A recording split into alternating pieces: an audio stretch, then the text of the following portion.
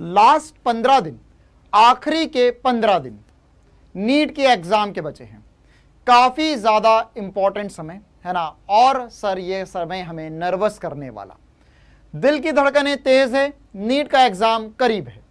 तो आखिरी के 15 दिनों में हम क्या करें ताकि हमारी प्रिपरेशन और बेहतर हो, साथ ही साथ आखिरी के 15 दिनों में हम क्या नहीं करें, और लास्ट बात, आखिरी के 15 दिनों में हम अपने आप पर कैसा ध्यान दें, हमें खुद के हेल्थ के लिए, खुद की मेंटल स्टेबिलिटी के लिए क्या एक्शंस लेने चाहिए या क्या स्टेप्स लेने चाहिए, यही सब कुछ आज के वीडियो में जानेंगे बेटा, मेरे यानी आपके अपने एसपी सर के साथ। डाउटनट के नीट के चैनल पर आप सभी का स्वागत है बेटा। इस चैनल पर आप नीट से जुड़ी अपडेट्स, साथ ही साथ आपके नीट के फिजिक्स, केमिस्ट्री और बायो के काफी सारे इंपॉर्टेंट वीडियोस और इसके अलावा नीट के एग्जाम के इंपॉर्टेंट सेशंस पा सकते हैं। अगर आप इस चैनल पे नए हैं बेटा तो इस चैनल को सब्सक्राइब कीजिए। इस चैनल पे फिजिक्स की क्लासेस मैं यानी आपका अपना शुभम पालीवाल एसपी सर हम लेते हैं। हमारे बारे में एक छोटा सा इंट्रोडक्शन बता देते हैं, उसके बाद में हम क्लास की शुरुआत करेंगे, सेशन की शुरुआत करेंगे। मैं पिछले 6 साल से ज़्यादा से फिजिक्स की क्लासेस ले रहा हूँ बेटा, both for NEET as well as IIT, Hindi medium plus English medium. इससे पहले क्लासेस मैंने आकाश इंस्टीट्यूट में ली थी और लास्ट ईयर से मैं कोटा में क्लासेस ले रहा था।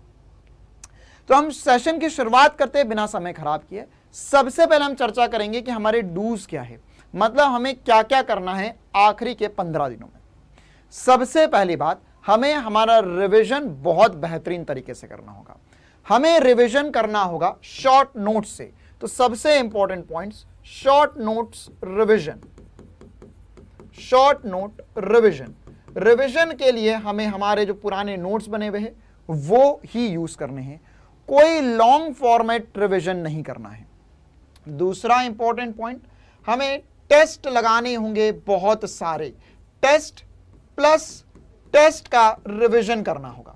आखिरी के समय में हमें कोई भी नई बात नहीं पढ़नी है, तो हमें जो पुराने टेस्ट दिए हैं हमने वो और उनका रिवीजन, साथ ही साथ टेस्ट जो है हमें वो फुल लेंथ मॉक टेस्ट देने हैं। अब हमारे पास जो समय है बेटा उसमें हमें फुल लेंथ या फुल सिलेबस टेस्ट ही देने होंगे। तो फुल लेंथ या फुल सिलेबस टेस्ट पूरे ईमानदारी के साथ 2 बजे से 5 बजे के बीच में देने हैं। क्यों? क्योंकि नीट का एग्जाम जो है वो भी सर 2 PM से 5 PM के बीच में होगा। तो 2 PM to 5 PM ही हमें सारे पेपर देने हैं फुल सिलेबस टेस्ट। इसके अलावा हमने जो पहले टेस्ट दे रखे हैं उन टेस्ट में हमने जो क्वेश्चंस गलत किए थे उन्हें रिवाइज करना है। बिल्कुल आपने सही सुना, आज से पहले तक आपने जो भी टेस्ट दिए हैं, पिछले 2-3 महीने में आपने कुछ फुल सिलेबस, कुछ पार्ट वाइज, कुछ टॉपिक वाइज जो टेस्ट दिए बेटा उन्हें रिवाइज कीजिए और शॉर्ट नोट्स और फॉर्मूले, स्पेशली फिजिक्स में फॉर्मूला रिवाइज कीजिए। इसके अलावा हमें और कुछ नहीं करना है, हमें कुछ नया नहीं पढ़ना है। तो इसी प्रकार से कुछ छोटे छोटे से इंपॉर्टेंट पॉइंट्स बताऊंगा बेटा, ज्यादा लंबा वीडियो नहीं रखेंगे हम, ताकि आपका भी समय इंपॉर्टेंट है, हमारा भी समय इंपॉर्टेंट है। तो हम बढ़ते हैं कि हमें क्या नहीं करना चाहिए। सबसे पहली बात, हमें कुछ नया नहीं पढ़ना है, न्यू टॉपिक नहीं करना है। कोई भी न्यू टॉपिक करने की कोई आवश्यकता नहीं है। आपने अगर अभी तक 40%, 50%, 70% कितना भी सिलेबस पढ़ा हो, उस पूरे सिलेबस में जो भी आपने पढ़ा है उस पर कॉन्फिडेंस रखिए, न्यू टॉपिक मत पढ़िए। क्योंकि न्यू टॉपिक पढ़ोगे उस कितना पढ़ना है, कितनी डेप्थ तक पढ़ना है ये नहीं पता रहेगा और वो समय खराब करेगा। साथ ही साथ इसके अलावा आपको जो नहीं करना है वो आपका सोशल मीडिया से दूर रहना है। इंस्टाग्राम, फेसबुक, इन सब से जितना ज्यादा हो सकता है सोशल मीडिया से डिस्टेंस बना के रखिए। सोशल मीडिया आपको बहका सकता है ना। हो सकता है कि आपके कुछ दोस्त आपको भयभीत करने की कोशिश करें कि यार 20 मिनट एक्स्ट्रा है, पेपर बहुत डिफिकल्ट आएगा। या कुछ बच्चे आपको बोल सकते हैं कि यार मैंने तो इतना पढ़ा है, तूने कितना पढ़ा, तेरा रिवीजन क्या चल रहा है, मेरा तो ये चल रहा है ना। और हो सकता है कि कुछ बच्चे आपके दोस्त वगैरह, हो सकता है आपको एक सवाल भेज दे, अजीब सा क्वेश्चन कि यार ये मुझसे नहीं बन रहा, तू बना के बता। और हो सकेगा कि वो टॉपिक आपने बहुत बढ़िया तरीके से पढ़ा हो, लेकिन अगर उसका वो सवाल आपसे नहीं बना तो आपका मॉरल डाउन हो जाएगा। ना, हो सकता है वो सवाल नीट लेवल का ना भी हो, मेंस लेवल का हो। कुछ बच्चे एडवांस लेवल के सवाल जानबूझ के अपने दोस्तों तक पहुंचा देते हैं कभी कभार, ताकि उसका कॉन्फिडेंस डाउन हो जाए, है ना। तो हमें ध्यान रखना है, कंपटीशन हर जगह है, हमें सोशल मीडिया से पूर्णतः रूप से दूर रहने की कोशिश करना है, और हमें कोई भी नया टॉपिक नहीं पढ़ना है। ये 2 इंपॉर्टेंट डोंट से मेरी तरफ से आपके लिए। इसी प्रकार से 2 बातें मैं बोलूंगा जो आपको अपनी सेल्फ ग्रूमिंग के लिए करनी है। सर, सेल्फ ग्रूमिंग मतलब आप अपने आप को मेंटली कैसे स्वस्थ रख सकते हैं। आखिरी के 15 दिनों में हमें नर्वसनेस होगी, हो सकता है किन्हीं बच्चों को अभी भी हो रही हो सकता है किन्हीं बच्चों को एग्जाम के 10 दिन पहले या 5 दिन पहले नर्वसनेस फील होने लगे कि सर अब मुझे घबराहट सी हो रही है, अजीब सा लग रहा है, सर रातों को नींद नहीं आ रही है, रोज रात को सोता हूं तो अगले दिन सुबह उठने से पहले ऐसा लगता है कि आज तो मेरा नीट का पेपर है, क्या करूंगा मैं पेपर में। या रातों को सपने आ रहे हैं कि सर मैं नीट का एग्जाम देने जा रहा हूं, मैं नीट का एग्जाम लिख रहा हूं ना। ऐसा होता है, ऐसा सबके साथ होता है। तो इसके लिए आपको मेंटली हेल्थ फिट रखने के लिए आपको ओवर थिंकिंग नहीं करनी है, आपको कुछ भी ज्यादा एक्स्ट्रा नहीं सोचना है, आपको अपने ऊपर सेल्फ कॉन्फिडेंस रखना है। आपको यह पता होना चाहिए कि आपने बढ़िया तरीके से पढ़ा है और आप बहुत बढ़िया नंबर लेकर आओगे और बहुत बढ़िया तरीके से नीट का एग्जाम फोड़ कर आओगे।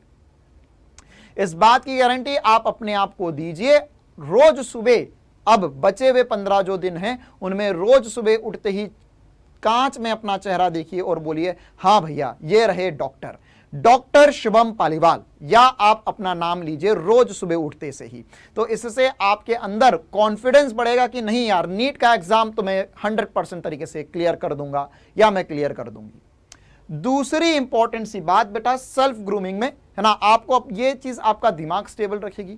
अच्छा, दिमाग स्टेबल रखने के लिए आप ऐसा भी कर सकते हैं, सुबह के समय, है ना, कुछ शांत म्यूजिक, है ना, क्योंकि बेसिकली ये होता है कि अगर सुबह के समय हमारा दिमाग एकदम डिस्टर्ब हो जाता है तो दिन भी पूरा डिस्टर्ब निकलता है।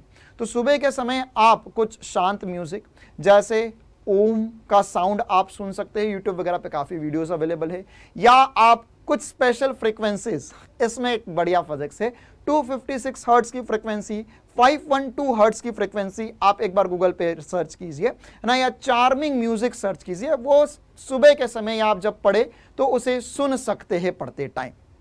तो इससे आपका दिमाग ओवर थिंकिंग नहीं करेगा, इधर उधर दिमाग नहीं दौड़ेगा।